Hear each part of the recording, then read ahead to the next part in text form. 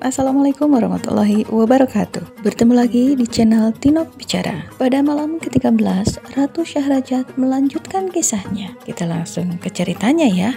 Pada malam sebelumnya, si lelaki botak dan buta sebelah sedang menceritakan kisahnya sampai dia dan pamannya yang seorang raja masuk ke dalam makam. Mereka menemukan sepupunya dan gadis yang waktu itu saling berpelukan di atas tempat tidur, tapi keduanya sudah menjadi arang. Lalu pamannya memukul anaknya dengan terompah dan si gadis tergeletak menjadi arang. Si buta terkejut, dia sedih dan menyesali perbuatannya yang sudah menyetujui keinginan sepupunya. Pamannya mengenang masa kecil anaknya yang tergila-gila pada saudara perempuannya sendiri. Pamannya sudah melarangnya untuk menemuinya.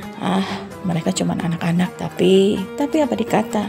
Setelah dewasa, mereka akan melakukan hal yang kotor. Kemudian raja memukul anaknya dan berusaha memisahkan mereka. Raja takut kelakuan anaknya menjadi aib yang menyebar kemana-mana. Sayangnya si gadis itu yang juga merupakan saudara perempuannya jatuh cinta juga pada anaknya. Kemudian anaknya membangun tempat di pekuburan itu. Pada suatu ketika saat raja berburu, anaknya ini memanfaatkan waktu itu untuk melakukan perbuatannya di tempat itu bersama si gadis. Mendengar cerita pamannya, si buta sebelah itu hampir tidak percaya. Lalu paman dan keponakan itu pun bersedih menangisi keadaan yang dihadapi oleh mereka. Sebelum naik ke atas makam, pamannya mengangkat si buta menjadi anaknya sebagai pengganti anaknya yang sudah meninggal.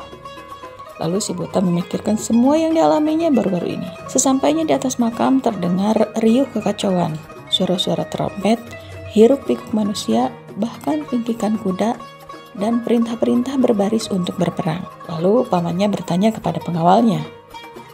Pengawal itu mengatakan bahwa wazir yang sudah membunuh ayah si buta sedang mencarinya. Mendengar itu, si buta pun mencukur jenggot dan alisnya, memakai pakaian lusuh dan kabur meninggalkan kota raja. Dan sampailah dia di negeri ia sekarang berada dan bertemu dengan lelaki yang juga berpakaian lusuh sepertinya.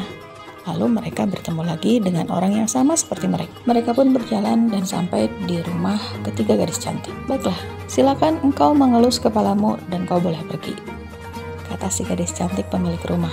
Mendengar itu, si buta pertama ini tidak mau pergi. Dia ingin mendengarkan cerita dari si buta yang kedua.